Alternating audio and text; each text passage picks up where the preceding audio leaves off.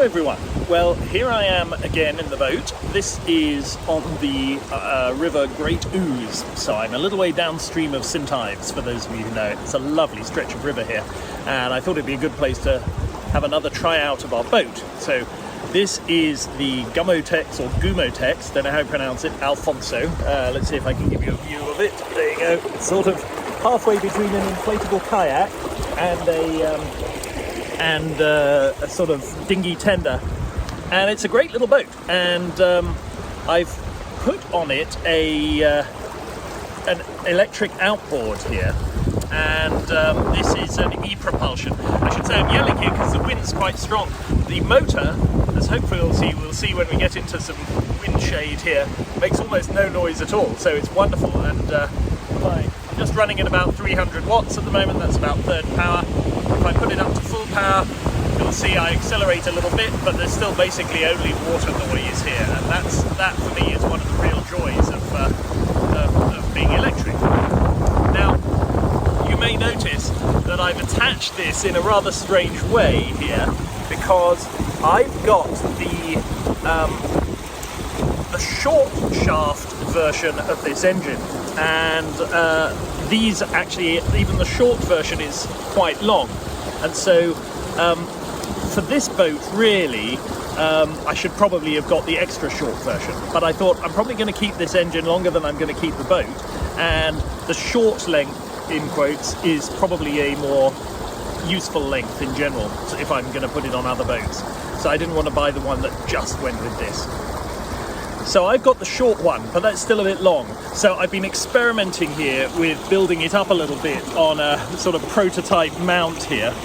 But what that does mean is if I have the tiller in its normal position, it's actually quite high up. And so I've been running with the tiller down a little bit, and this works fine. But what this does is it puts the propeller at a better height for the boat. And it also keeps it a bit more out of weeds and mud and things like that. So, something like this is probably going to be worthwhile. I'm going under a bridge here, and I think I may just play with the way it works. Now I don't know if you can hear that. It's just giving me a very small beep to tell me, you may be able to see. Let's see that it's 50%. So I've been going for a couple of hours, maybe a bit more now, and it warns you conveniently when you are halfway through your battery, which is a very good thing. And I'm well on my way home. I had a strong wind behind me, ahead of me on the way up, and it's now behind me, so I have no concerns about getting back on my battery. I am planning to buy another battery here so that I can go, full pelt. I'll just keep it in the bottom of the boat and swap them over if I need to. The batteries are very expensive things, but I think having two of them is probably a good idea for the sort of day trips and so on that we want to do. But for those interested, so this is the standard ePropulsion Spirit Evo. It is the equivalent of about 3.5-4 horsepower. It'll push this thing along with me and my wife in it at about 4 knots on half power, and about 4.4 knots if you put it on full power. So it's well worth having it on the half power in terms of the battery life you get. And another boat of this size, it would probably go rather faster, but inflatable boats are not always the most streamlined, and they flex and things in ways that makes them a bit less efficient. But the great thing about this arrangement is that I can get the boat and all of the accessories and the oars and the engine all into the back of my car almost without even folding the seats down, and my car is just a saloon. It doesn't have a proper hatchback or estate style boot. So for our purposes, for what we wanted to do, cruising around on different types of water, this is really quite a good combination. One thing I used to do when kayaking on these waters was, whenever I came to a lock or a weir, I would usually pick the boat up and carry it around. That's a bit harder to do with this thing with an outboard on the back, especially if you're single-handed here. And so what I've been doing here is actually going through the locks with it. And so it's always nice when there are other people. You feel a bit guilty going through a lock and letting all that water through if it's just you in a little inflatable boat. But so far today I've always been paired up with at least one other boat. Anyway, so far this is proving a great combination. Electric outboards are expensive and they have limited range, but if that's not too much of an issue for you, they really are wonderful things. And the batteries are expensive, but I think if one of these with 2 batteries would give me all of the range I'm likely to need. To give you an idea, we've done a couple of trips now, which are essentially you put the boat in somewhere, you go about 5 miles and stop at a riverside pub for lunch, and then you go about 5 miles back. So sort of 10 to 12 miles on a battery with a boat like this and 2 people loaded up is the kind of numbers you're looking at.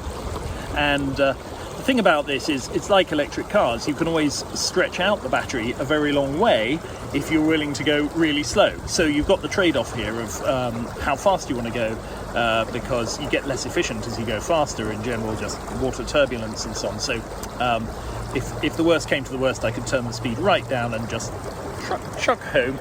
Or indeed, I've got oars, and we have also rode this thing 4 miles before, so we know, before we got the motor, so we know that actually if we were to run out of the engine and run out of the battery a mile or 2 from home, it would be fine.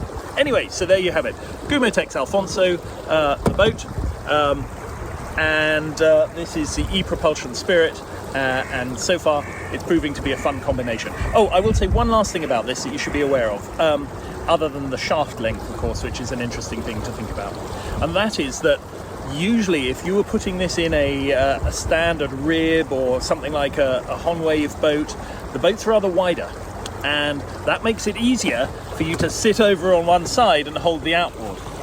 Here you don't quite have so much comfort because the outboard tends to be, almost in the middle of your back, so you end up doing funny things with it. I've been running, as I say, with it like down like that, which makes it a little more comfortable to sit like this. And in fact, if I didn't have my crazy arrangement on, I would actually offset it slightly so that it's not bang in the center, but that just makes it a little bit easier to hold and doesn't really affect the steering very much. But that is something to bear in mind if you're putting an outboard on any narrow boat like this. Where are you going to sit? Where's the tiller going to come in relation to where you're actually sitting? Okay, I hope that was interesting to someone. Soon we will no doubt have some more episodes of Quentin in his boat on some bit of water. In the meantime, I'm off to enjoy the grey tooth.